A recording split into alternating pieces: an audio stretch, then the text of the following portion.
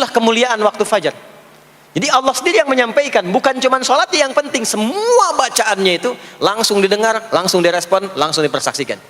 Karena itu ada anjuran bahkan dari Al-Quran, dan ini dikerjakan oleh semua sahabat. Saking pentingnya sholat subuh itu, waktu fajar itu, bahkan mereka bangun dan menunggu sebelum tiba fajar. Maka disitulah muncul kemudian tahajud.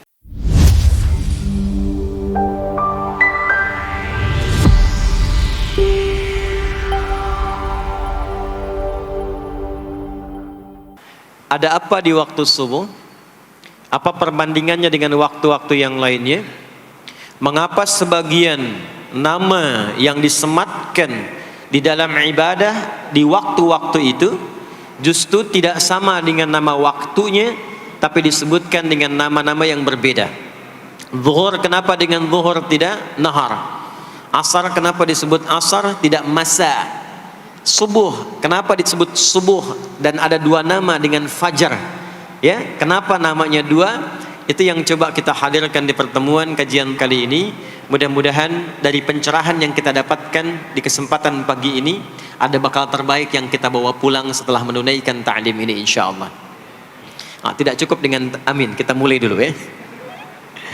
Bismillahirrahmanirrahim. Kita mulai Quran surah ke-17 Al-Isra di ayat ke-78. Bismillahirrahmanirrahim.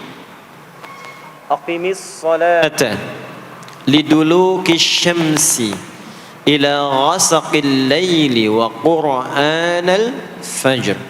Inna qur'anal fajri kana mashhuda. Aqimis salat, tunaikan oleh kalian salat dengan sempurna, dengan benar. Penting dicatat, setiap ada perintah menunaikan salat dalam Al-Quran yang salatnya dimaknai sebagai ibadah formal, bukan bermakna doa biasa. Jadi ada salat yang bermakna umum, yaitu doa. Jadi doa itu disebut dengan salat. Karena itu dalam fiqih, as-salatu hiya doa. Salat itu secara bahasa disebut dengan doa. Karena isi dari semua salat itu bacaannya semuanya doa. Tapi kalau ada salat yang dimaksudkan ibadah yang kita tunaikan dimulai dengan takbir, berniat kita, ditutup dengan salam, maka salat yang dimaksudkan ini itu seringkali di Quran kalimatnya dibuka dengan derivasi kata aqama yuqimu. Kalimat salat pertama di Quran Al-Baqarah ayat 3. Alladzina yu'minuna bil ghaibi wa yuqimunas shalah. Al-Baqarah ayat ke-43. Wa aqimus shalah wa atuz zakah. Selalu menggunakan aqama, yuqimu, yuqimuna, aqimi dan seterusnya. Termasuk di Quran surah ke-17 Al-Isra ayat 78. Aqimis salata, menggunakan kata aqim. Apa itu aqim? Aqama, yuqimu, yuqimuna, aqim, itu artinya menunaikan dengan sempurna, sesuai dengan ketentuan yang diberlakukan, tegak sempurna. Jadi ketika Allah meminta kita menunaikan salat, salat yang diinginkan itu kata Allah bukan salat biasa saja, bukan sekedar bertakbir kemudian ditutup dengan salam. Ada ketentuannya, ada aturan-aturannya. Karena itu ketika Allah meminta kita menunaikan salat, setelah menggunakan kata aqim, aqimu, yuqimuna, kalimat salatnya menggunakan alif lam. Kalau Bapak Ibu cek silakan, rata-rata ada alif lamnya. Ya, tidak berdiri sendiri. Alladzina yu'minuna bil ghaibi wa yuqimunas shalah, ada alif lamnya. Wa aqimus shalah wa atuz zakah. Wasta'inu bis sabri was shalah, ada alif lamnya. Nah, alif lam itu diantara fungsinya dalam bahasa Arab, ada yang berfungsi sebagai ta'rif. Ta'rif itu seperti artikel the dalam bahasa Inggris. Ya, car itu banyak di luar, mobil. There are so many cars outside. Itu banyak sekali kendaraan di luar.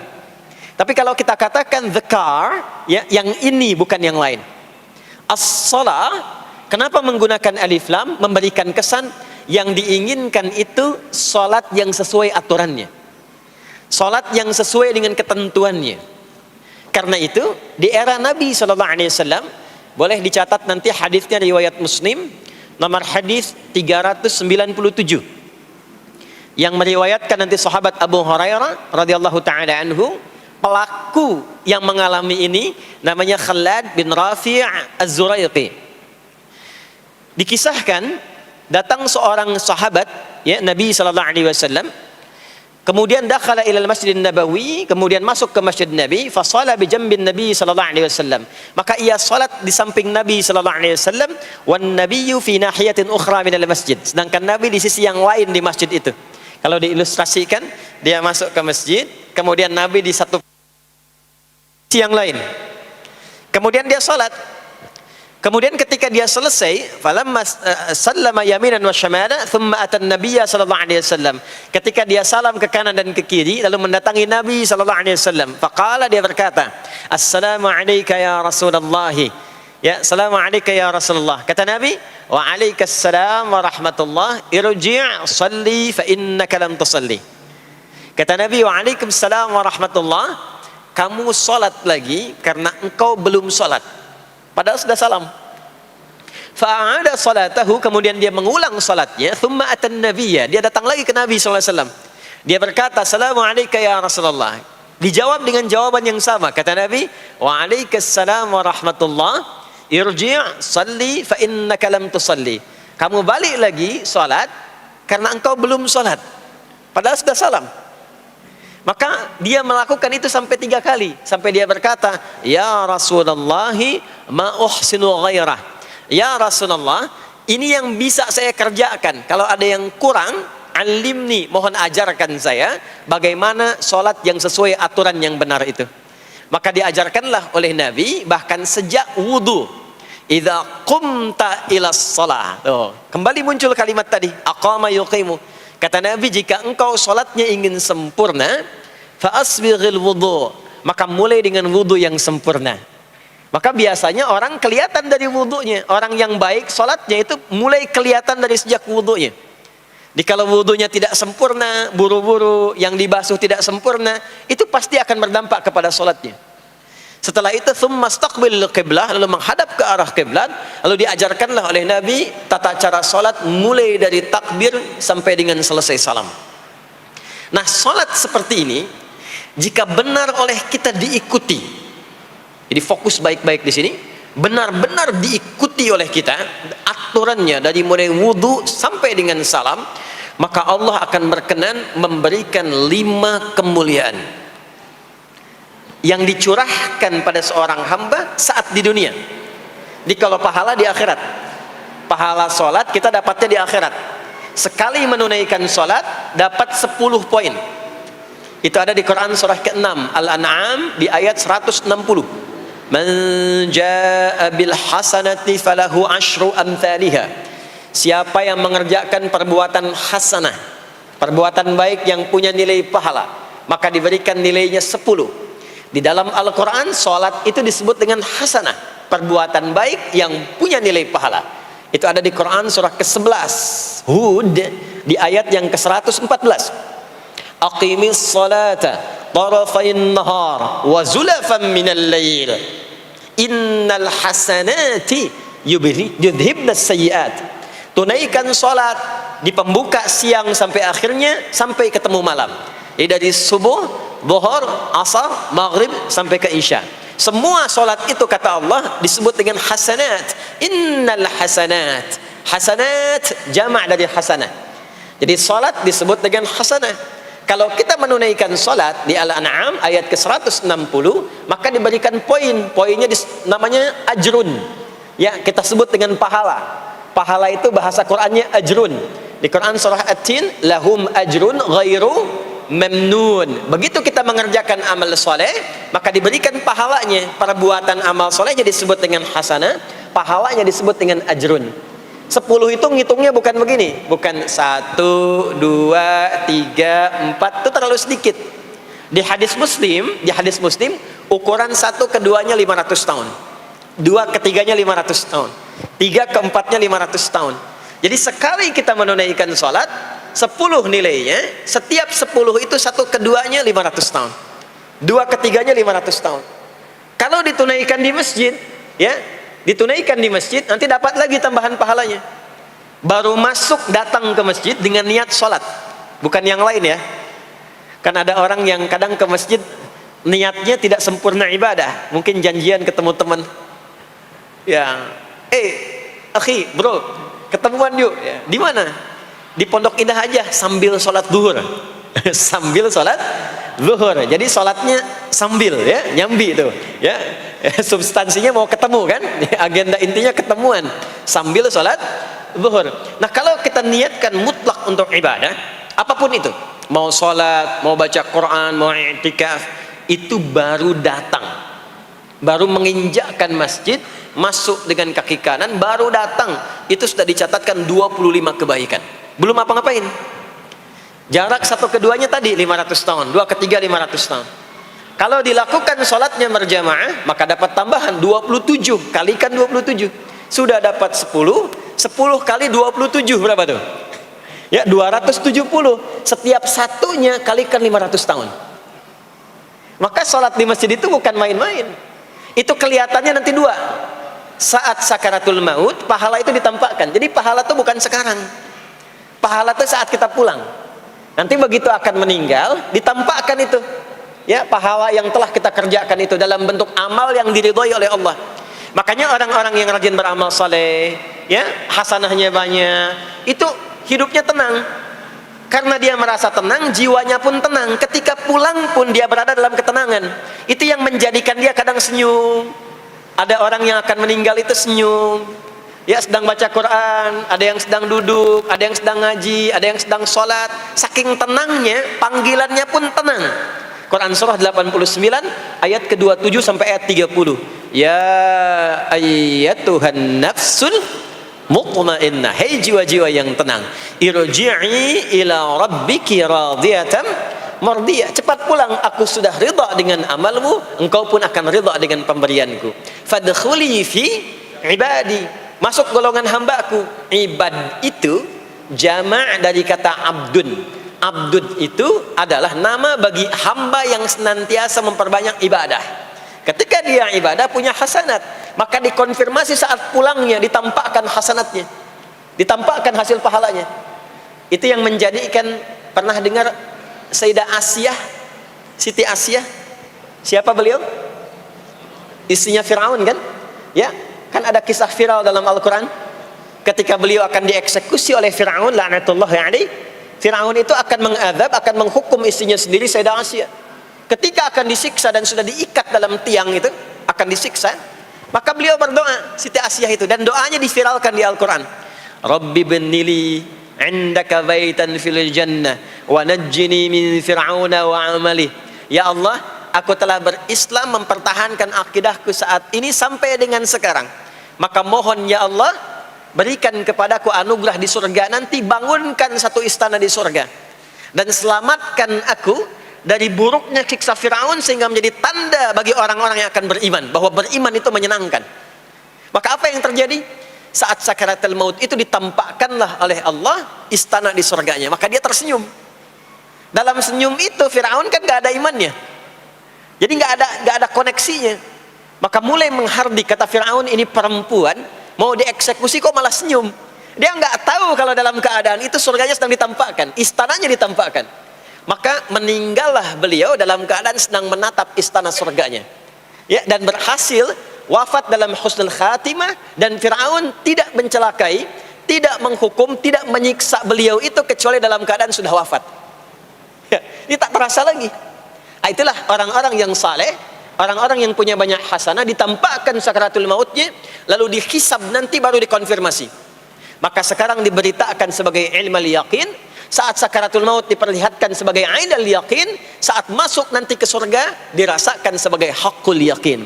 Maka ada ilmal yaqin, ainal yaqin, haqqul yaqin. Itulah yang menjadikan kita sering berdoa supaya semua kegiatan dunianya menjadi hasanah, dan di akhirat dikonfirmasi lagi hasanahnya.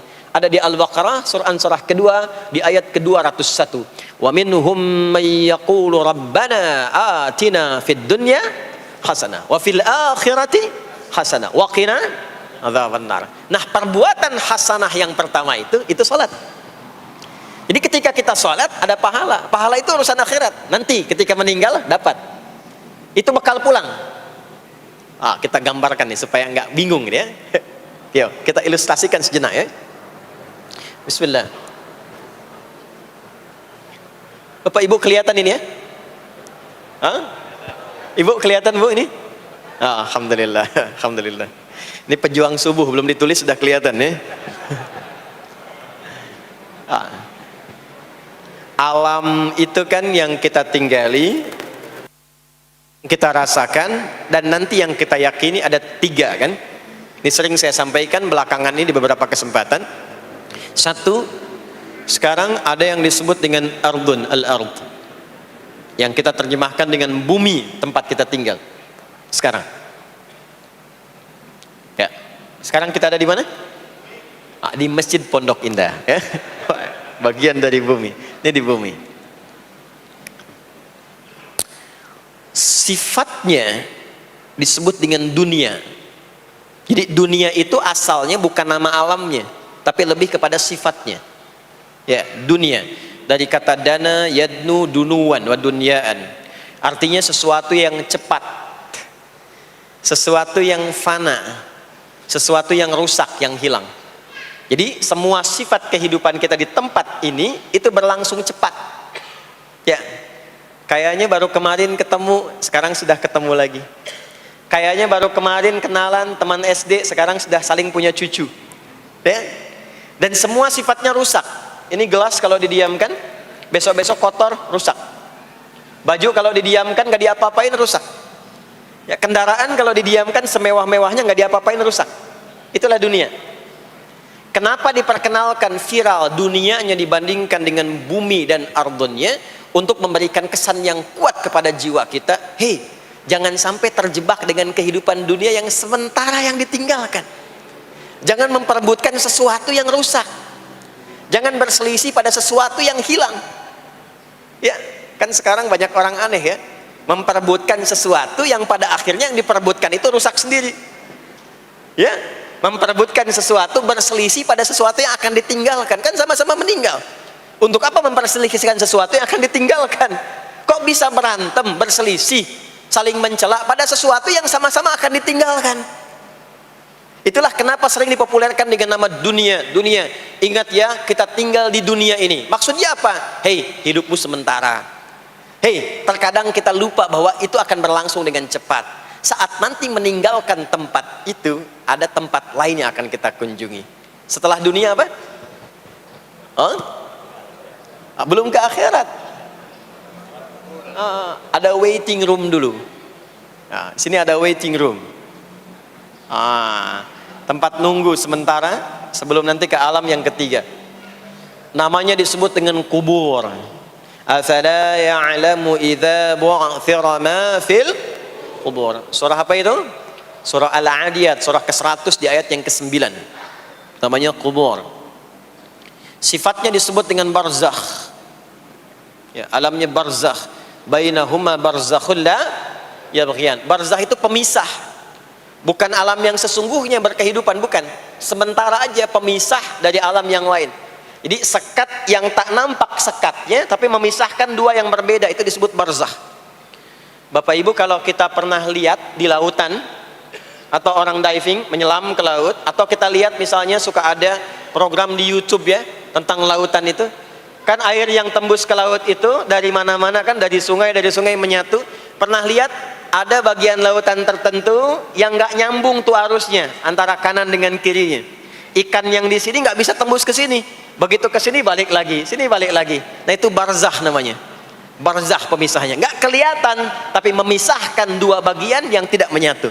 Bainahuma barzakhul la yabghiyan. Alam ini kenapa disebut barzakh? Karena dia memisahkan antara kehidupan di bumi dengan sifat dunia dengan kehidupan di alam yang ketiga namanya akhirat. Akhirat. Kalau sudah ada taknya, ada akhir, ada akhirat. Kalau sudah ada taknya di ujung, itu artinya ujung sesuatu yang gak ada awal lagi setelah itu. Ya sudah berakhir di situ. Ya. Jadi kalau di sini meninggal, masuk ke sini. Di sini selesai, ke sini ke akhirat. Tapi kalau di akhirat ini ujungnya nggak ada meninggal lagi, ya, nggak ada wafat lagi, nggak ada meninggal lagi. Jadi nggak usah update status kalau di sini, statusnya akan abadi. Kalau di sini masih berpindah-pindah, ya, mau status apapun dunia akan ditinggalkan. Begitu selesai pindah ke sini. Di sini mulai sama. Yang pejabat, yang pengusaha, pebisnis, ya, yang diplomat, yang macam-macam sampai ke sini mulai sama. Almarhum. Nanti bedanya dihisab, begitu sampai sini statusnya akan diraih sesuai dengan amalan yang ada di sini. Nah, mohon izin, mohon maaf, kalau di sini yang semua kita kerjakan, aktivitas kita disebut dengan amal, pekerjaan kita yang melahirkan bekal itu, ya, maka tuntutannya cuma satu, amal saleh.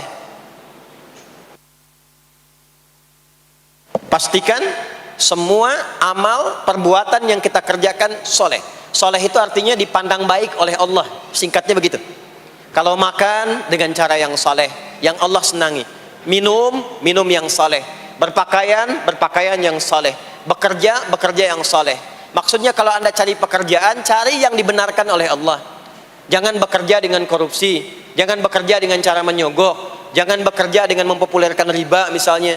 Kalau makan yang soleh, jangan makan yang haram, jangan makan hasil dari pencurian. Itu namanya soleh. Kalau kita kerjakan semua aktivitas kita, pekerjaan semuanya soleh, maka tadi dia akan punya nilai. Nilai itu yang disebut dengan hasanah. Ya. Hasanah ini punya poin. Poinnya yang disebut dengan ajrun, yang kita kenal dengan pahala, yang tadi saya terangkan. Nah, ini hasanah, ajrun. Hasanah ini yang ikut ke alam kubur nanti. Yang ininya tidak amalnya. Contoh gampangnya begini, saya tunjukkan. Ini ada minuman, ya. Minum itu kan aktivitas standar, amal standar untuk menghilangkan haus. Siapapun bisa minum, mau yang beriman, mau yang belum beriman. Saya sering katakan belum beriman dengan harapan sama-sama beriman sebelum wafat, ya, itu adabnya. Maka bagaimana cara minum ini supaya menjadi soleh? Kata Nabi di hadis Al-Bukhari, perhatikan, idza quddimat ta'amu, kalau hidangan disajikan, mau makanan mau minuman, khudz bi yaminika ma yalik, ambil dengan tangan kananmu, thumma sammillah aw iqra bismillahirrahmanirrahim. Maka sebelum diminum ucapkan bismillahirrahmanirrahim. Maka kalimat bismillahirrahmanirrahim itu yang akan menjadikan aktivitas minum menjadi hasanah. Dituliskanlah pahalanya, namanya ajrun. Minumannya selesai, itu masalah dunia. Hausnya hilang, keluar jadi kotoran, itu minumannya. Jadi gelasnya nggak ikut ke alam kubur. Ya, minumannya nggak ikut. Yang ikut apanya? Ini hasanahnya. Jelas sampai sini? Karena itu, semua aktivitas yang kita kerjakan dalam berkehidupan itu pasti ada pedoman dalam Al-Quran dan hadis detailnya untuk membimbing semua aktivitas kita menjadi soleh. Pedoman itulah yang sering kita kenal dengan nama doa namanya.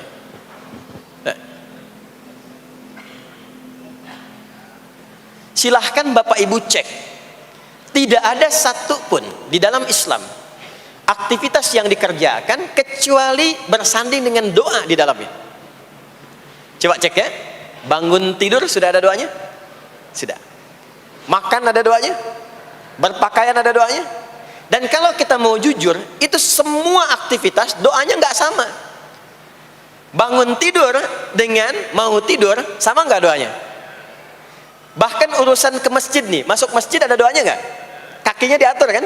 Kanan. Keluar masjid ada doanya? Doa masuk dengan keluar sama nggak? Beda. Ada yang mau ke toilet ya, masuk toilet, kakinya diatur nggak? Kaki apa masuknya? Kiri. Keluar? Ada doanya nggak? Nah, perkara ke toilet pun bisa jadi amal soleh. Karena semua yang dikerjakan dalam Islam itu bernilai. Allah itu ingin mendidik kita, jangan sampai melakukan sesuatu yang tidak ada manfaatnya. Dan kalau sudah ada manfaat, jangan tanggung. Jangan hanya jadikan kegiatan itu terbatas pada satu alam saja. Dunia dapat tapi alam kubur gak dapat. Dunia dapat tapi akhirat gak punya bekal. Gimana nanti pulang ke akhiratnya? Ya. Saya mau tanya sebentar. Maaf ya. Kita yakin nggak bahwa kita akan meninggal? Saya ulang, yakin nggak akan meninggal?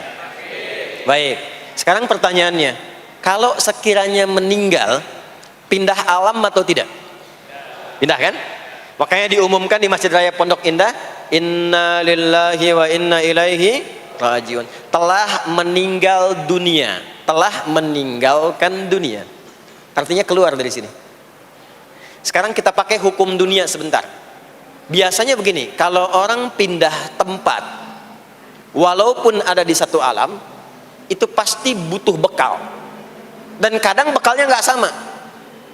Contoh, nanti Ramadan, setelah itu masuk Idul Fitri. Biasanya ada mudik ya. Mungkin nggak mudik kalau nggak ada bekal. Saya sering perhatikan setiap tahun, orang itu mau mudik kalau ada bekalnya. Masya Allah, cuman motornya bebek, ya. Tapi kan bekalnya ada yang singa, ada yang sapi, ya. Itu ditambah lagi pelepah pisang, kasih dus lagi, kasih tulisan, sayang tunggu aku pulang, gitu kan? Kan dikumpulkan kan? Dan saya pernah tanya, kenapa mas gak pulang? Gak ada bekal pak katanya. Jadi orang mau pindah tempat saja, itu perlu ada bekal. Anda kesini kalau nggak ada bekal nggak mungkin sampai. Sekarang kalau pindah dari Indonesia ke Singapura, sama nggak mata uangnya? Beda. Di Malaysia sama nggak? Semakin jauh ke Saudi, ke Amerika, hukumnya mengatakan setiap pindah tempat pasti bekalnya beda. Jangan pernah kita mengharapkan atau membuat hukum sendiri ketika pindah tempat. Jadi sesama dunia saja tempatnya, bekalnya sudah beda. Sekarang Anda menginginkan pindah alam dari dunia ke kuburan, bekalnya pengen sama, mustahil. Makanya sejak kita meninggalkan dunia, semua paket dunia tanggal di atas, pindah ke bawah, selesai. Nih bajunya ini nggak akan ikut nih, ganti. Ya namanya kafan kan, dan di kafan itu sudah nggak ada kantongnya. Coba dicek tuh, ada kantongnya nggak kan kafan tuh? Nggak ada. Dan ini nggak akan dibawa nih handphone yang bagus, lagi dipakai ngerekam nih, nggak akan ikut. Ah saya mau dipakai aja, ntar kalau malaikat nanya man buka, nih sudah pernah ikut kajian. Rombongan Ustadz Adi. Ya, beda, ini beda alam. Maka yang ikut apanya? Yang ikut tuh hasanahnya, value-nya, nilai kebaikannya. Ini yang kita yakini, ini yang kita imani. Jadi mumpung masih ada kehidupan, perbanyak. Kalau dulu sadar banyak yang salah, sekarang sisanya ganti dengan yang soleh.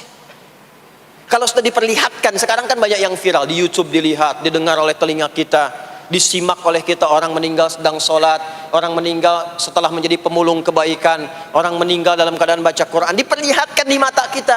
Kok bisa buka YouTube yang keluar di beranda itu? Itu kan hidayah. Jadi kalau sudah ditampakkan di depan mata, ya, didengar oleh kita, terlihat langsung, maka yang disadari salah yang dulu ganti dengan yang soleh sekarang. Kalau tidak kita lakukan, maka rugi kita saat pulang. Ini yang dimaksud surah ke-103. Wal asr. Innal insana lafi khusr illa alladhina amanu wa amilus salihat, amal saleh. Nah, ini nanti yang dibawa pulang ke sini. Ya, sini. Nah, bagaimana melatih supaya semua kegiatan kita itu jadi soleh? Gimana latihannya? Karena nggak mudah untuk melakukan itu. Belum tentu bangun itu langsung soleh, itu belum tentu. Belum tentu kita makan itu mendapatkan sumber yang benar, dengan cara yang benar. Bagaimana melatihnya? Maka Allah berikan kepada kita waktu-waktu khusus untuk berlatih diri tersambung dengan Allah, yang dengan ketersambungan itu akan menjaga kita di semua keadaan, baik berdiri, jalan, duduk, kerja di kantor, tidur, rebahan. Sekarang banyak kaum rebahaners, ya, tiduran, itu dipastikan kalau tersambung dengan Allah, terkoneksi, semuanya soleh. Karena kalau ingat, ya saya duduk ingat Allah. Kalau ingat di pekerjaan ingat Allah, mustahil kita bisa menuliskan sesuatu yang Allah tidak sukai. Tambahin nolnya, ya, bikin paraf, tanda tangan pada proyek yang tidak benar, mustahil. Karena ketika sedang tanda tangan ingat Allah. Ya. Nah, dalam bahasa Arab, sesuatu yang tersambung dengan kuat, sehingga selalu menempel dan sulit terpisahkan, itu bahasa Arabnya disebut dengan silah. Dari wasala yasilu silah. Ibadah yang melatih kita untuk terus tersambung sehingga ingat pada Allah di setiap keadaan, yang dengan ingat itu menjadikan otomatis amal perbuatan kita ingin dipastikan diridhoi dan disukai oleh Allah sehingga berubah menjadi soleh. Ibadah yang melatih kita untuk mendapatkan itu disebut dengan sholat namanya. Sholat. Makanya sholat disebut sholat bukan hanya mengandung unsur doa, tapi latihan yang Allah berikan kepada kita untuk mengoneksikan diri kita sehingga dalam semua kegiatan kita ingat Allah. Itu yang dimaksud di Quran surah keempat An-Nisa di ayat ke-103. Ya. Fa'idha qadaitumus salata, maka jika anda telah tuntas mengerjakan sholat, fadhkurullah. Ciri orang yang berhasil sholatnya adalah dia mampu mengoneksikan dirinya dengan Allah. Makanya kalau sudah selesai sholat, kita sudah ingat Allah. Nah, kalau belum ingat Allah, diminta coba ingat lagi. Selesai sholat, jangan buru-buru meninggalkan tempat kita sholat. Ingat dulu, sambungkan dulu, sehingga saat keluar dari tempat kita sholat sudah ingat Allah. Bahasa Arabnya mengingat Allah itu disebut dengan zikir, zikrullah. Karena itu sholat disebut dengan zikir. Buka Quran surah ke-20 Thaha ayat ke-14. Saya nggak akan keluar dari Quran hadis sehingga nggak bisa didebat. Nggak bisa didebat. Anda nggak bisa debat karena ini bukan pikiran, karena ini Quran dan hadis. Quran surah ke-20 Thaha ayat ke-14. Innani anallahu la ilaha illa ana fa'budni wa aqimis salata lidzikri. Salat disebut dengan zikir. Zikir itu artinya ingat. Makanya tadi saya katakan di awal, salat itu melatih kita supaya ingat Allah. Karena itu ketika kita salam, assalamualaikum warahmatullahi wabarakatuh, assalamualaikum warahmatullahi wabarakatuh, belum ingat kita kepada Allah, maka diminta zikir pasca salat. Setelah salat ada zikir kan? Dan zikir pertamanya apa? Hadis Muslim, astaghfirullah, astaghfirullah, astaghfirullah. Itu yang paling singkat. Kalau mau agak panjang, astaghfirullahalazim, alladzi la ilaha illa huwal hayyul qayyum wa atubu ilaihi. Kenapa istighfar? Karena kita memohon ampun kepada Allah kalau dalam sholat tadi belum nyambung sama Allah. Karena ada orang yang saat sholat bukan ingat Allah, dia masih ingat dunia. Padahal dari sejak awal sholat sudah diminta buang urusan dunia ke belakang. Makanya kita bertakbir, itu ada kitabnya. Asrarus shalah, nadharat fi ma'anis shalah. Ketika Anda mulai bertakbir, takbir begini, Allahu Akbar. Kenapa mengangkat tangan gini salah satunya? Di antara maknanya, buang urusan dunia ke belakang. Pasrahkan dirimu kepada Allah. Kalau sholatnya ingin khusyuk, jangan bawa urusan dunia ke dalam sholat. Buang. Yang menjadikan seseorang kurang khusyuk begitu takbir, dunia masih dibawa. Lisannya berucap Allahu Akbar, tapi pikirannya motor hu akbar, mobil hu akbar, ya kan? Status tuh belum diupdate hu akbar, ya, miss call belum dibalas hu akbar. Itu bermasalah, sehingga mudah dikerjai setan. Ada setan namanya khanzab di Sunan Abu Daud. Saat seseorang mulai bertakbir, kata Nabi, fayaqulu syaitanu, di situ setan mulai beraksi. Sebelum takbir kita dibikin fokus. Anda silahkan praktekkan. Kalau mau sholat rasanya fokus. Tapi mulai bertakbir Allahu Akbar, setan mulai beraksi, kata Nabi. Udhkur kata, udhkur kata. Ingat ini, ingat itu. Hatta la yash'ural musalli kamra'atan yusalli. Sampai ada orang sholat yang tidak sadar berapa rakaat sedang menunaikan sholatnya. Subuh berapa rakaat tadi? 2 diucapkan, tapi ketika dipraktekkan ada yang 3.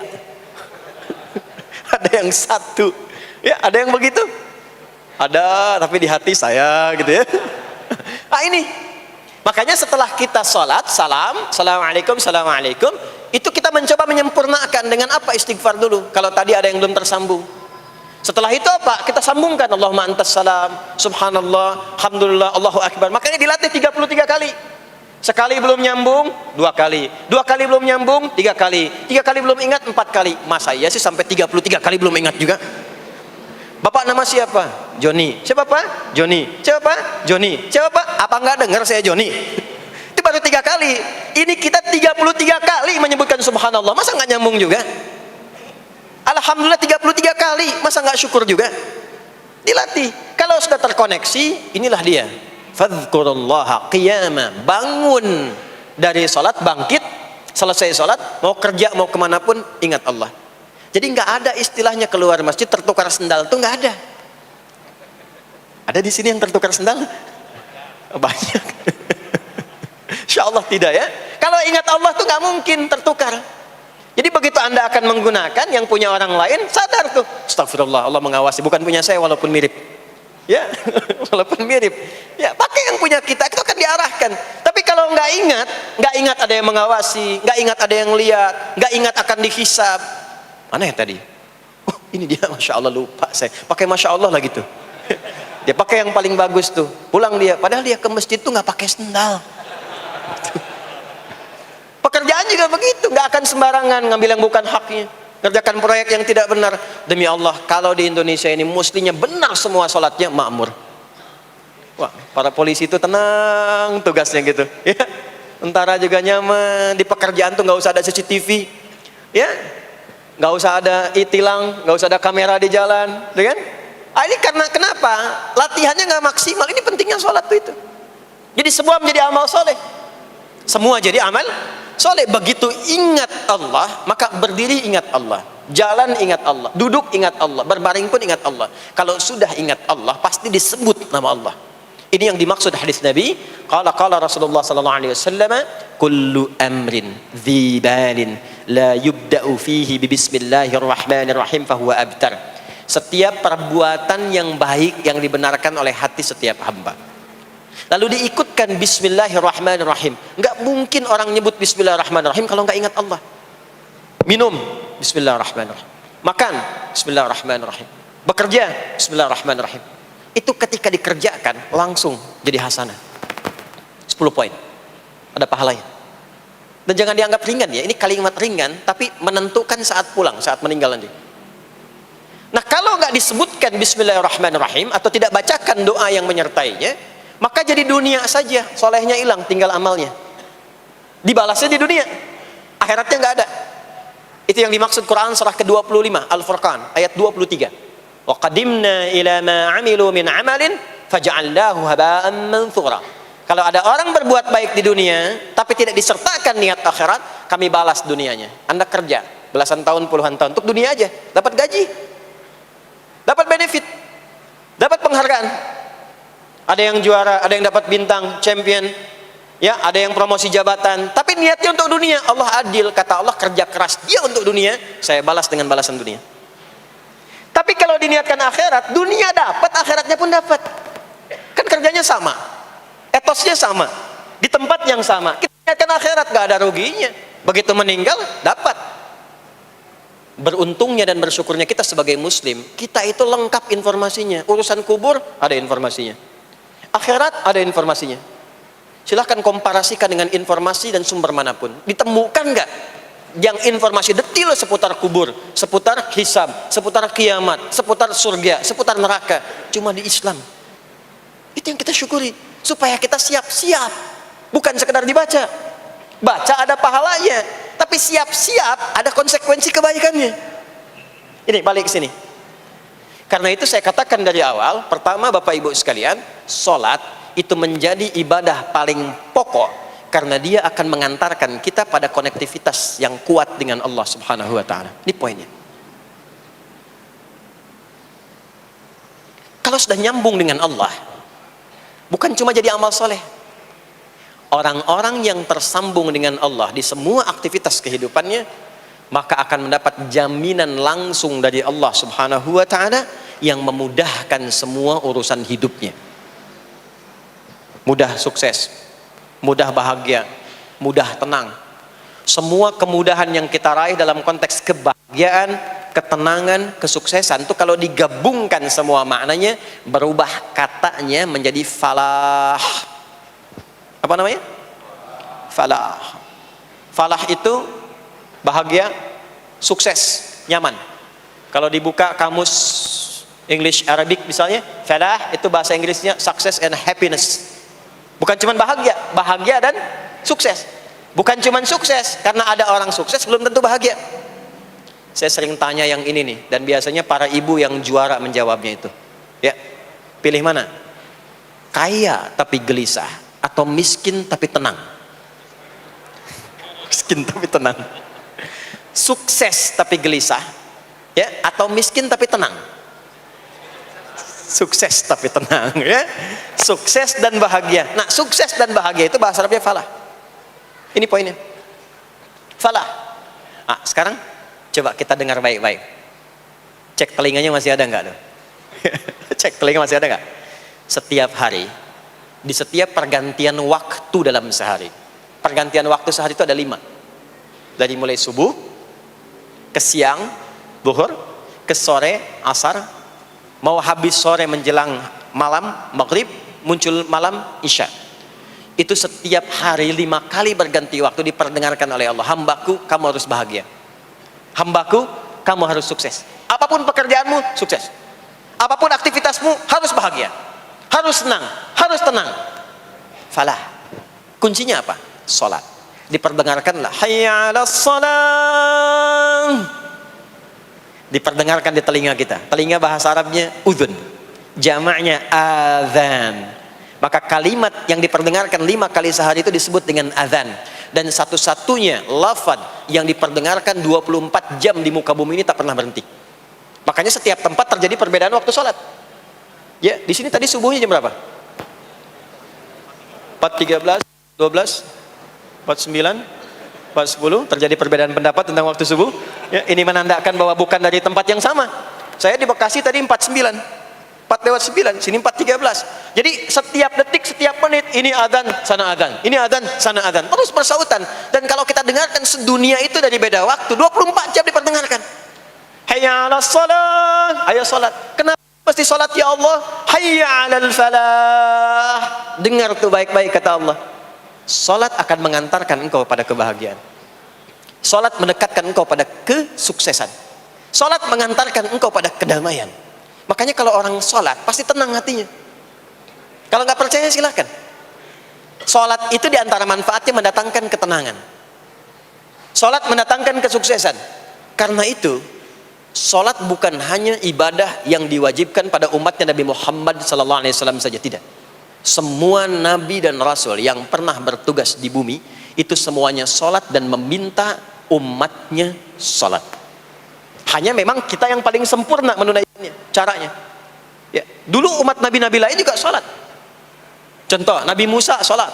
Nanti diviralkan di Quran surah ke-20 Thaha ayat 14. Nabi Isa alaihi salam yang paling dekat ke Nabi Muhammad 600 tahun sebelum Nabi lahir, itu salat.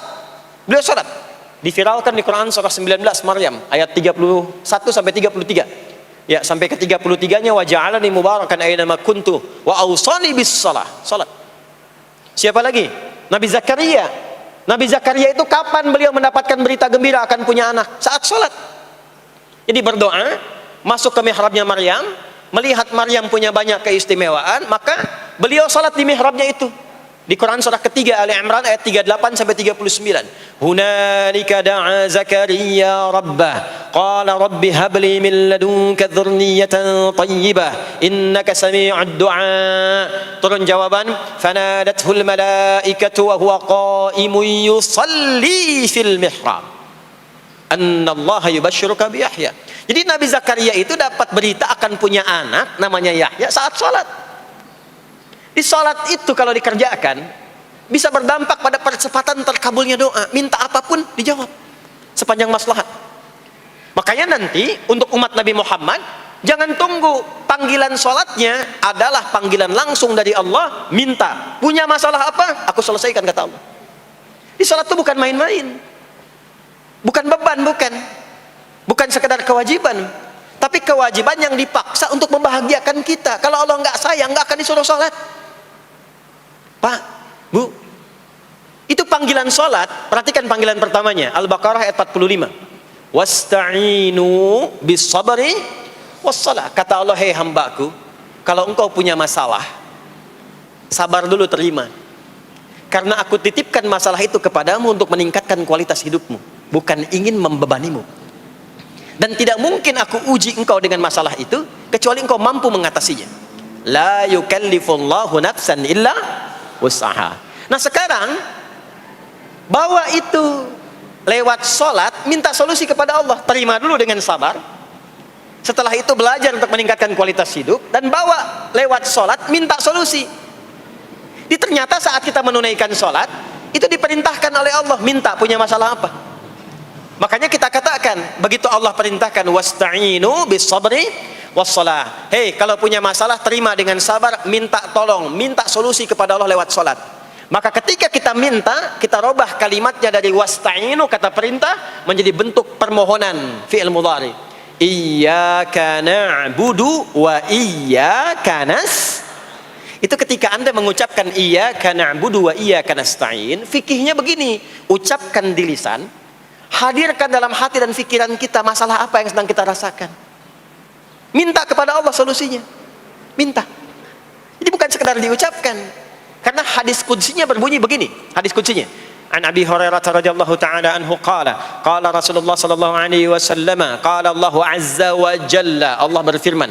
Saya langsung saja ke bagian kalimat iyyaka na'budunya.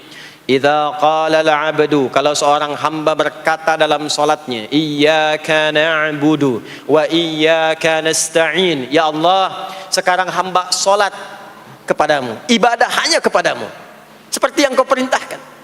Maka hamba memohon kepadamu, ya Allah, seperti yang kau janjikan. Wa iyyaka nasta'in. Lalu hadirkan dalam benak kita, ya Allah, engkau maha tahu sebelum hamba ungkapkan. Hamba punya persoalan ini. Mohon kepadamu, ya Allah, hilangkan semua masalah itu. Berikan hamba solusi yang terbaik. Berikan hamba keberkahan darimu. Itu sekilas hadir dalam jiwa kita. Maka apa yang terjadi? Qala Allah azza wa jalla, dijawab kalimatnya itu, hadza baini wa baina 'abdi wa li 'abdi ma sa'al. Ini perjanjian antara aku dengan hambaku. Kalau hambaku benar sholatnya sampai kalimat ini, apapun yang dia mintakan sekarang, aku akan kabulkan. Sepanjang itu ada maslahat untuk dirinya. Dicontohkan itu oleh Nabi Zakaria. Beliau itu minta saat berdiri, Pak, bukan saat sujud. Dimulai dari berdiri. Nanti akumulasinya saat sujud. Itu berdiri aja, kalau benar mintanya dikabulkan.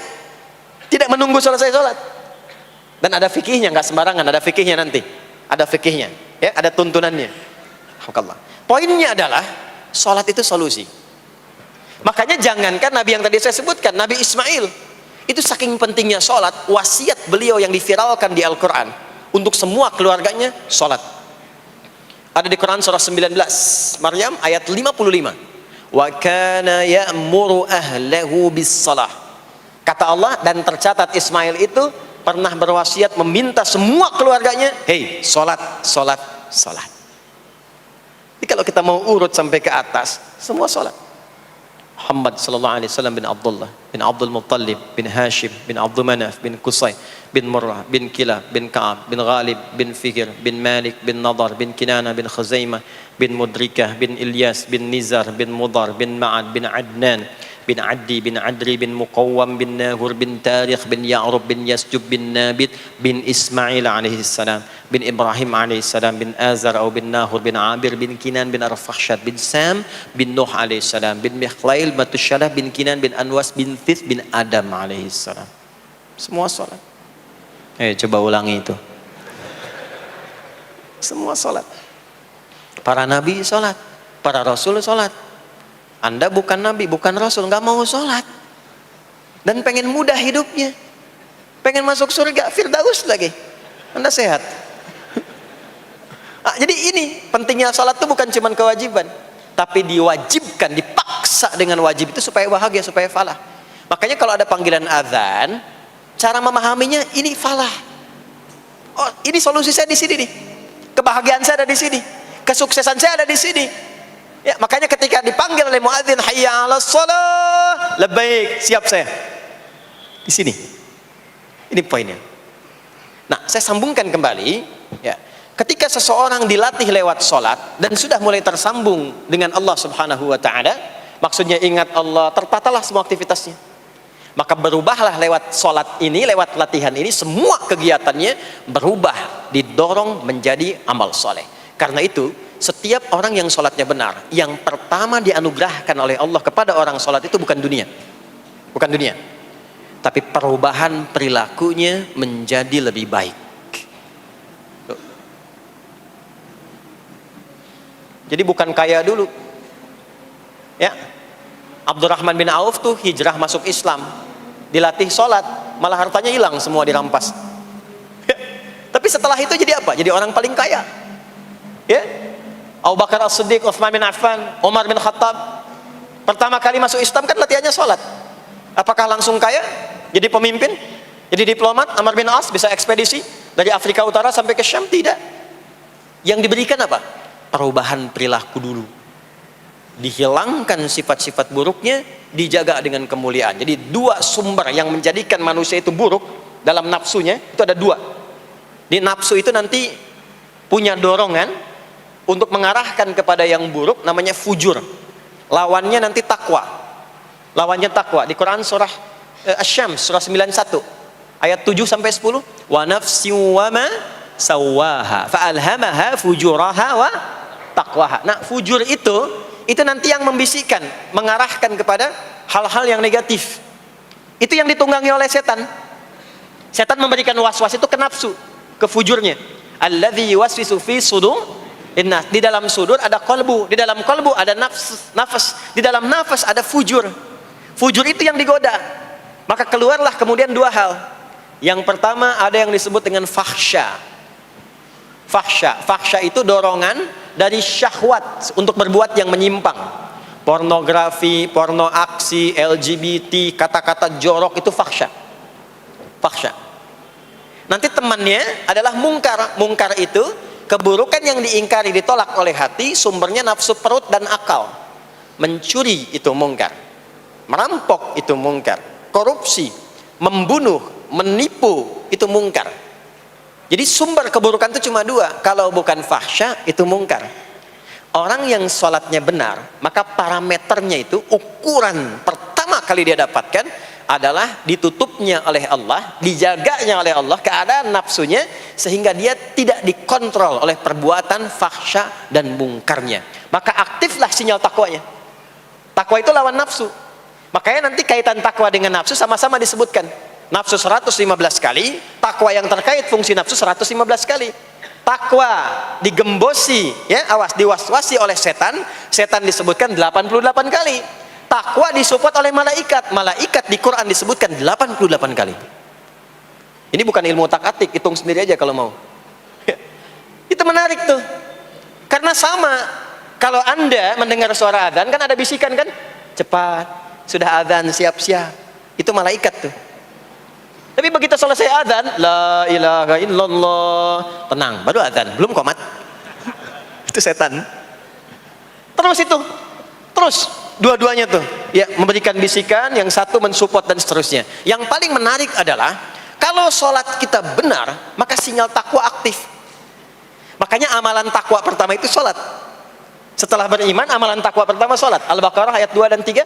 Dzalikal kitabu la raiba fi hudal lil muttaqin. Siapa muttaqin, orang takwa di situ? Ayat 3-nya, alladzina yu'minuna bil ghaibi wa yuqimunas shalah. Jadi kalau sholatnya aktif, takwanya aktif, sinyalnya aktif, sinyal itu yang akan menutup fahsya dan mungkar. Maka turunlah Quran surah ke-29 ayat ke-45. Utlu ma uhiya ilaika minal kitabi wa aqimis shalah. Kita hafal tengahnya, innas salata tanha 'anil fahsya'i wal munkar. Maka kalau orang sholat tidak akan berbuat fahsya, tidak ada lagi yang melambai laki-laki. Allah, ini ada laki-laki yang laki-laki, perempuan-perempuan. Nggak ada lagi tontonan-tontonan pornografi. Yang jorok-jorok, yang kotor-kotor. Nggak ada lagi kata-kata kotor di lisan itu. Karena lisannya dilatih untuk mengucapkan yang baik-baik. Allah, sami'allahu liman hamidah, subhanallah, alhamdulillah, Allahu akbar. Makanya pasca sholat itu berubah. Maaf ya, Allah tidak memberikan kepada Nabi Muhammad SAW tongkatnya Nabi Musa, mukjizatnya Nabi Isa, apalagi Nabi Ibrahim dan selainnya. Tapi Allah turunkan Al-Quran kepada Nabi Muhammad SAW, lalu dipraktekkan Quran itu pertama lewat sholat. Anda tahu apa yang terjadi? Nabi Muhammad itu diutus oleh Allah dalam lingkup masyarakat yang sangat terbelakang dan hatam kriminal. Jadi kriminalnya bukan dikerjakan, hatam. Dan nyaris tidak kenal kebaikan, makanya disebut dengan jahiliyah. Kalau Bapak Ibu tanya di zaman Nabi, ya maaf, ada pezina? Bukan cuman ada, hatam, perfeksionis zinanya. Gitu. Membunuh itu, ya, mabuk, ada orang mabuk kekinian di zaman jahiliyah, pemabuk amatir itu 5 kali sehari mabuknya. Yang amatir. Jadi kalau baru mabuk sekali, 2 kali, itu coba-coba. Amatir itu 5 kali. Pembegal. Ya, sekarang kita dengar berita ada begal ini itu. Jahiliyah itu sekampung begal semua.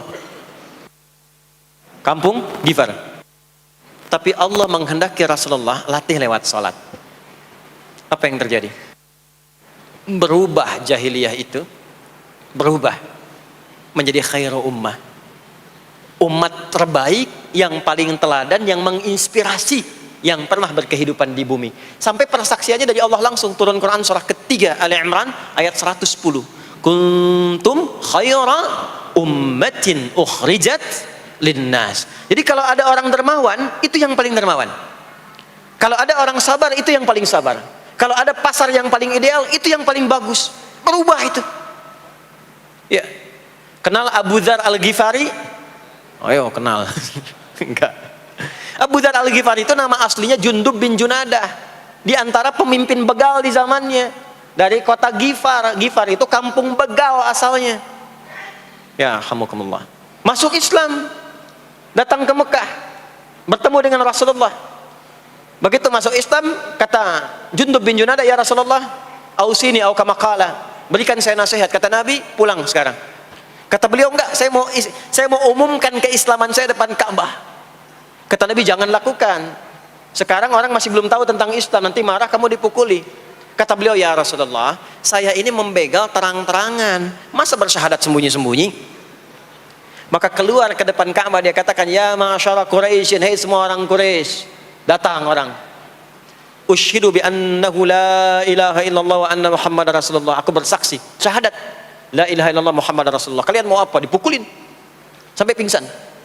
Sampai ketika akan diteruskan, ada riwayat mengatakan datang Sayyidina Ali bin Abi Thalib, ada yang mengatakan Sayyidina Hamzah, ya, bin Abdul Muttalib radhiyallahu ta'ala anhuma jami'an.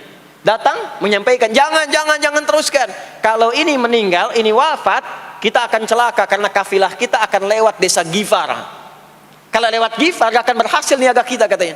Ya, karena akan dihabisi semua ini orang Ghifar. Maka dibiarkan pergi, pulang.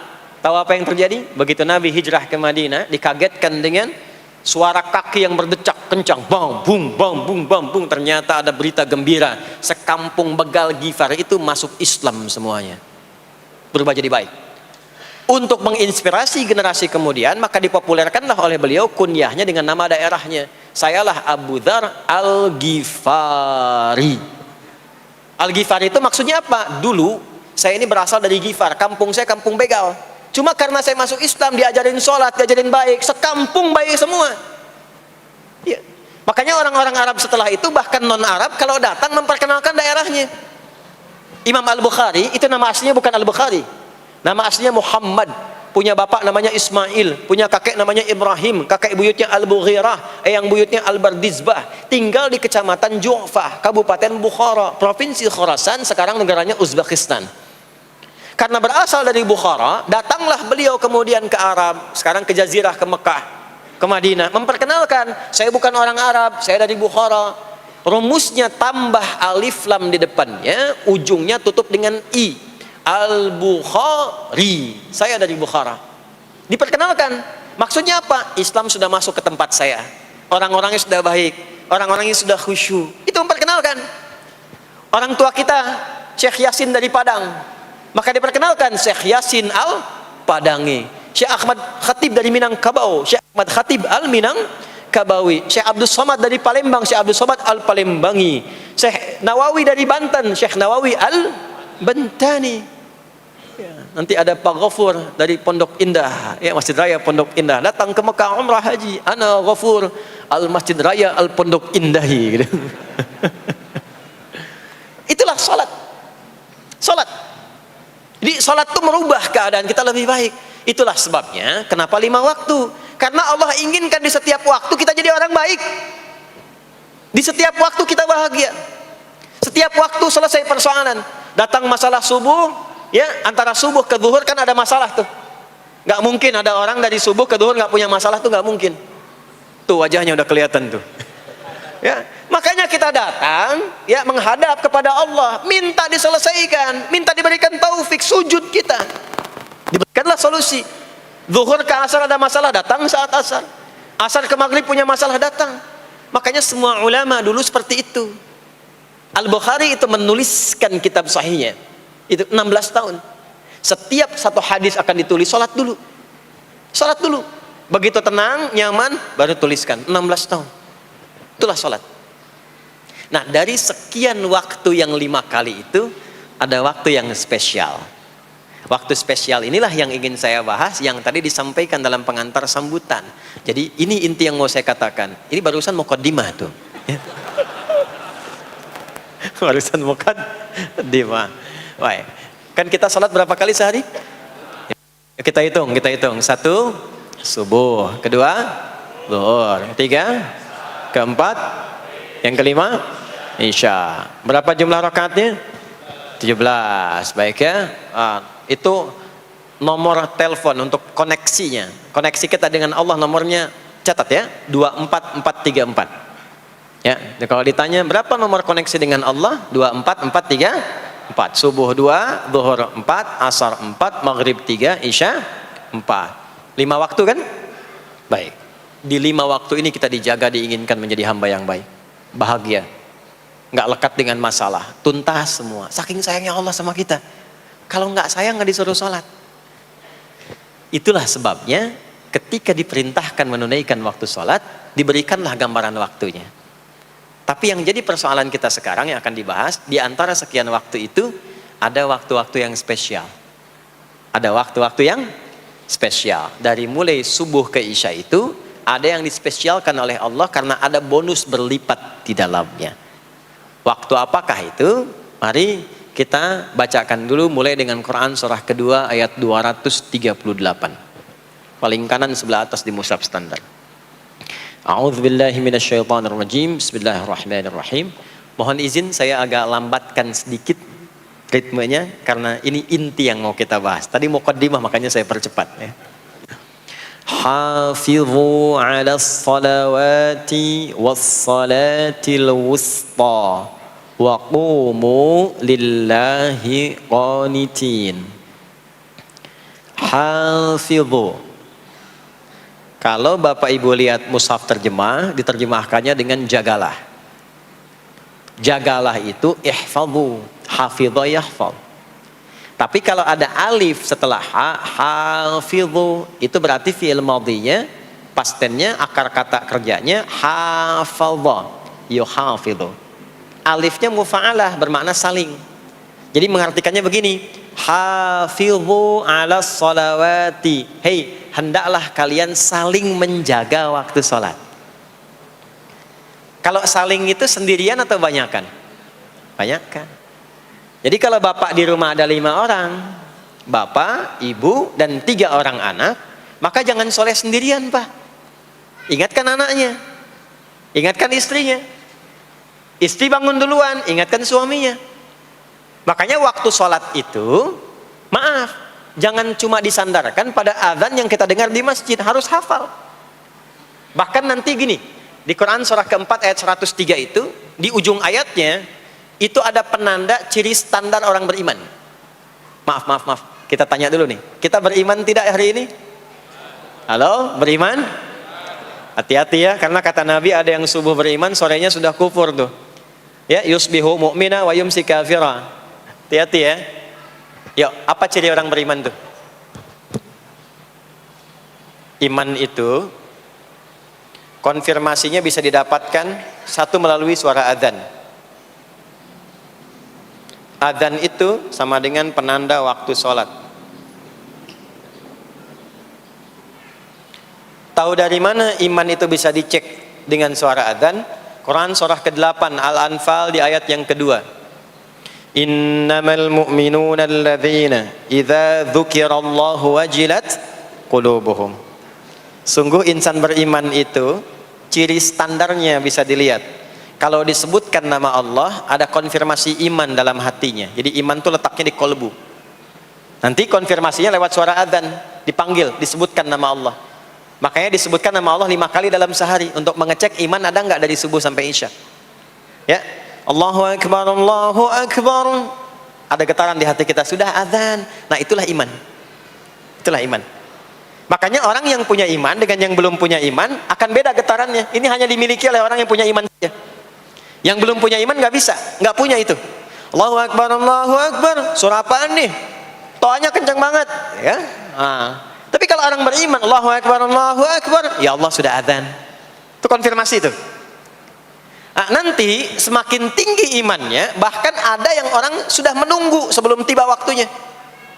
Tadi subuh jam 4:13 di sini. Ada yang nunggu dari jam 3, padahal belum dipanggil. Ya, masya Allah.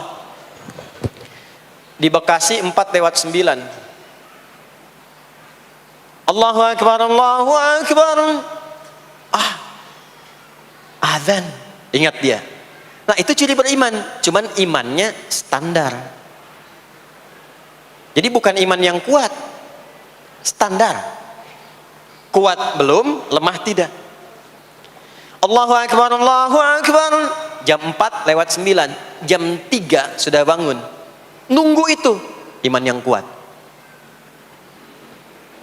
Masya Allah. Ada yang baru subuh dan nunggu isya.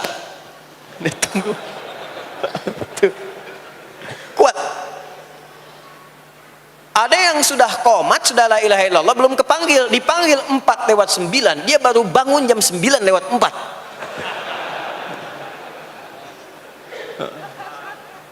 Tuh.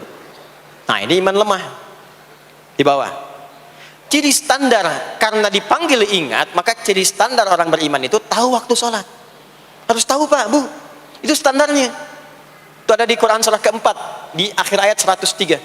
Inna sholata kanat 'alal mu'minina kitaban mawquta. Kalau pakai terjemah balaghah itu bunyinya begini, sungguh orang beriman itu pasti tahu waktu sholat. Nah, jadi kalau ditanya jam berapa zuhur nanti belum bisa kita jawab dengan sempurna, itu artinya apa? Imannya belum naik itu ke level standar, belum menguat. Ya, ini poinnya. Nanti kapan waktu sholat itu tiba? Kalau ada yang belum ingat, jangan dibiarkan tidak ingat. Makanya kata Al-Quran, saling menjaga ya waktu sholat itu. Jangan sampai di keluargamu, ada temanmu, kolegamu, bahkan tetanggamu itu nggak tahu waktu sholat. Bahkan nggak sholat, itu bahaya. Kalau memang sayang sama anak, ingatkan. Sayang istri dengan suami, ingatkan. Tanda istri beriman yang cinta dengan suaminya, tanda pertamanya ketika mengingatkan suaminya pada semua hal yang disukai oleh Allah. Begitu sebaliknya. Maka kata Al-Quran, hafidhu, saling menjaga waktu sholat. Disebutkan di situ alas sholawat, bentuknya begini. Tulisannya alif, lam, waw, alif, ta maftuha begini. Alas, begini tulisannya. Karena nanti ada yang begini, as-salat, ada yang begini. Biar saja, enggak usah. Ada yang begini, ta marbutah. Seperti Al-Baqarah ayat 3, alladzina yu'minuna bil ghaibi wa yuqimunas shalah. Begini tulisannya. Ada yang begini. As-salat pakai alif, ta, begini. Tapi di Al-Baqarah ayat 238 tulisannya begini. Alas salawati, ta-nya terbuka. Secara singkat begini, secara singkat. Kalau tulisannya begini, maka yang dimaksud salat fardu. Yang dimaksud salat apa? Salat fardu. Salat fardu itu ada berapa? 5 waktu. Maka kata Allah, hei, saling jaga ya. Waktu salat yang fardu itu yang 5 waktu. Di antara yang 5 itu ada yang spesial. Was-shalatil wusta, waktu yang pertengahan. Tengah-tengah di antara 5 waktu itu. Yuk kita tuliskan dulu sebentar. Salat ada salat apa saja? Subuh, kemudian zuhur, kemudian asar, kemudian nggak cukup, ambil ke sini, maghrib, kemudian isya. Subuh, zuhur, asar, pindah sini, maghrib, isya. Lihat rumusnya. Jadi yang sholat pertengahan yang mana? Jangan lihat tulisannya itu, ya, karena subuh di tengah-tengah disebutnya subuh ya. Sholat pertengahan yang mana? Asar apa subuh? Subuh apa asar? Apa dalilnya? Kita pakai dalil. Nah, sholat pertengahan itu disebutkan oleh Nabi itu ada dua. Ada subuh dan asar. Qala Rasulullah sallallahu alaihi wasallam yata'aqabuna fiikum malaikatul laili wa malaikatun nahari fi salatil asri wa fi salatil fajri. Berebut semua malaikat yang bertugas di siang dan malam, berebut membersamai kita. Kalau berebut itu artinya kalau ada yang berdoa diaminkan, kalau ada yang mohon ampun diistighfarkan oleh malaikat. Jadi malaikatnya minta kepada Allah, ya Allah ampuni si fulan, ya Allah ampuni si fulan, ya Allah si fulan, dan seterusnya sampai selesai. Itu khusus di salat asar dan salat subuh. Sampai kemudian thumma yas'aduna ila sama, kemudian mereka para malaikat itu kembali bertugas masing-masing, lalu Allah mengonfirmasi kepada mereka untuk menunjukkan kebenaran tugas malaikat yang tidak bermaksiat. Allah Maha tahu tentang hambanya, Maha tahu. Tapi Allah ingin menunjukkan kepada kita apa yang benar dari lisan malaikat itu, yang nggak pernah berdusta. Ya, maka Allah bertanya kepada malaikat, bagaimana keadaan hambaku ketika engkau tinggalkan? Maka disampaikan oleh malaikat itu, ya Allah, aku meninggalkan hambamu si fulan, dia sedang menunaikan ibadah, dia sedang sholat kepadamu, dan khusyuk berdoa, dan seterusnya. Maka apa jawabannya? Saksikanlah, ketika malaikat menyampaikan sedang ibadah, maka turun bonus dari Allah untuk mengampuni dosa si hamba itu. Itulah manfaatnya waktu pertengahan. Waktunya disebutkan di hadis ini asar dan subuh. Antara asar dan subuh itu masih ada yang unggul, ada yang istimewa lagi. Apa yang istimewa? Antara asar dan subuh yang istimewa terletak di subuhnya. Jadi dari 5 waktu ini, yang pertengahan asar dan subuh, karena amal di bawah ditunjukkan untuk mendapatkan penilaian langsung dari Allah seketika dan memberikan jawaban dari apa yang kita inginkan, asar dan subuh.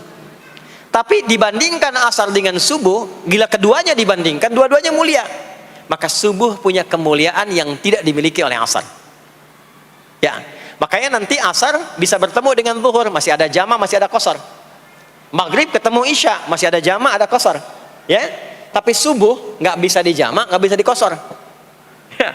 Makanya subuh letaknya jauh, ke isya jauh, ke zuhur jauh.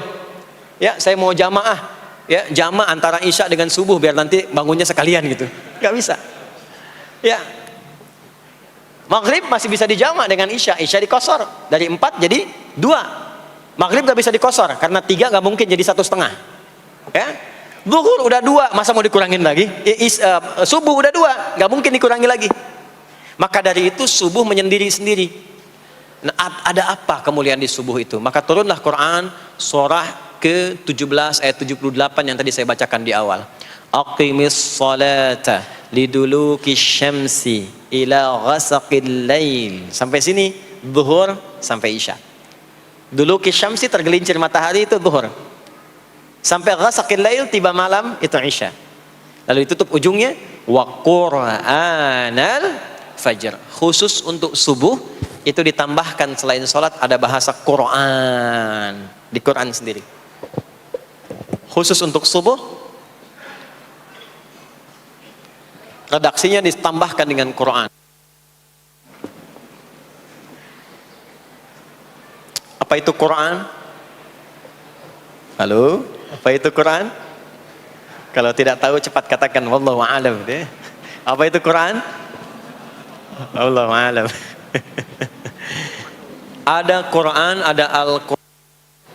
Ada Quran, ada Al-Quran. Kalau yang disebut Al-Quran itu mutlak firman Allah. Dari mulai Al-Fatihah sampai An-Nas. Ini yang terdapat di dalam mushaf ini, di 2 jilid ini. Ya, itu Al-Quran.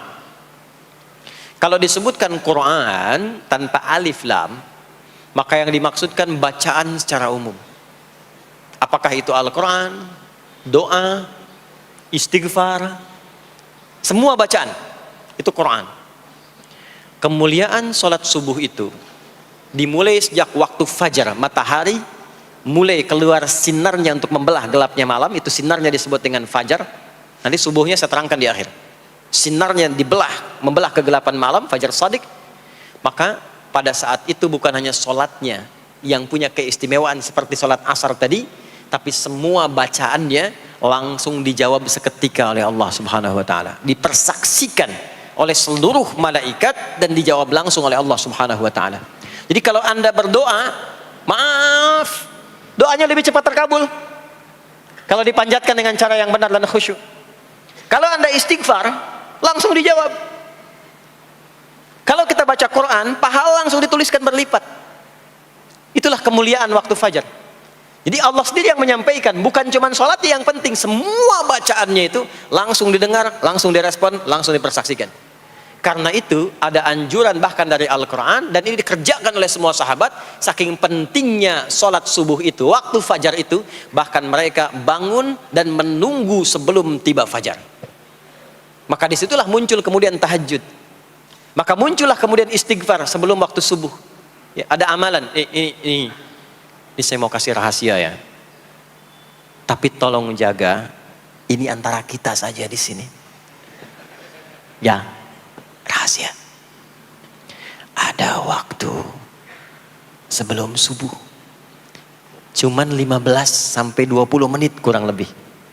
Ingat ya, kalau dikonversi sekitar 15 sampai 20 menit waktunya. Namanya waktu sahar.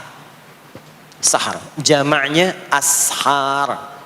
Jamak itu karena setiap hari oleh Allah dikasih itu. Sahar, jamaknya ashar. Rahasianya di mana? Bapak Ibu, ini waktu yang paling cepat untuk terkabulnya doa. Anda mau minta apa saja, hadisnya qudsi.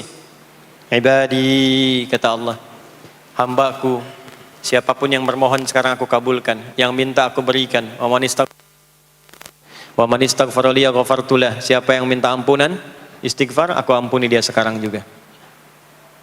Baik. Bapak Ibu begini, saya tanya nih, kalau ditawarkan minta apa saja diberi. Ya. Terus minta ampun juga diampuni. Pilih mana? Minta apa saja diberi, mau minta apa saja, atau mau minta ampunan istighfar? Pilih mana? Jujur aja, kalau ada proyek nilainya 100 miliar, ya, ada utang 1 miliar belum ditutup, terus perlu minta apa saja diberikan. Pilih mana? Minta 100 miliar, potensi dikabulkan, atau minta diampuni dosa? Pilih mana? Pilih salah satu, nggak usah dua-duanya. Oh, ada tawaran dikasih 100 miliar atau diampuni dosa, pilih mana? Ampuni dosa. Pelan banget ya. Kata ibu kalau bisa dua-duanya gitu. Coba, kalau ada rumus begini, Anda disuruh memilih apakah dunia dan seisinya atau memilih ampunan Allah, maka pilih ampunan Allah. Karena nanti ada rahasia yang kedua. Banyak rahasia ini. Ada rahasia istighfar. Istighfar itu kalau sudah menyatu dengan jiwa kita, sudah terbiasa maksudnya. Biasa istighfar, dan jadi karakter, jadi kebiasaan. Bukan hanya pasca sholat, di mobil istighfar, di kantor masuk istighfar, sudah kebawa, udah refleks itu. Faidah keutamaan untuk orang yang rajin istighfar itu ada dua. Satu, diampuni dosanya oleh Allah, yang cirinya nanti akan dijaga dari maksiat. Ya, bukan maksum, karena maksum itu untuk para nabi. Untuk para nabi dan rasul. Manusia nggak ada yang maksum selain nabi dan rasul. Maksudnya apa? Diberikan petunjuk oleh Allah untuk menjaga diri. Sehingga ketika dosanya diampuni, dia nggak berbuat dosa itu lagi. Mata biasa melihat yang tidak baik. Tobat, diampuni dosa mata itu, cirinya adalah mata nggak senang lihat yang nggak baik lagi. Itu dosa mata diampuni. Ciri tobat diterima. Maka istighfar itu menggugurkan dosa-dosa dan menjaga kita dari perbuatan salah. Yang kedua, orang yang sudah terbiasa beristighfar, itu doa cepat dikabulkan bahkan sebelum ia memintanya dan memohonkannya. Jadi sebelum melafazkannya, itu bisa terjadi Allah sudah mengabulkannya. Itulah kemuliaan istighfar. Nah, orang-orang yang istighfar menunggu waktu datangnya fajar, itu mendapatkan kemuliaan langsung dari Allah, sampai dikatakan di Al-Quran, disebutkan sebagai orang-orang yang akan menghuni taman surga yang sekarang sedang beraktivitas di dunia. Itu ada di Quran surah ke-51 ayat 15 sampai 18. Yang istighfarnya di ayat 18. Ya, jaminan surganya ayat 15, 16, 17-nya tentang tahajud. Innal muttaqina fi jannatin wa 'uyun akhidhina ma atahum rabbuhum innahum kanu qabla dhalika muhsinin. 17-nya kanu qalilan minal laili ma yahja'un, bahkan nunggu waktu sahar, nunggu subuh, tahajud dulu. Kemudian 18-nya wabil ashari hum yastaghfirun, istighfar sampailah tiba dia waktu fajar subuh. Ya, itu selesai dia istighfar, dapat kesempatan subuh, sholat dulu 2 rakaat. Itu saking tingginya waktu itu, nilainya kata Nabi melebihi dunia dan seisinya. Masya Allah.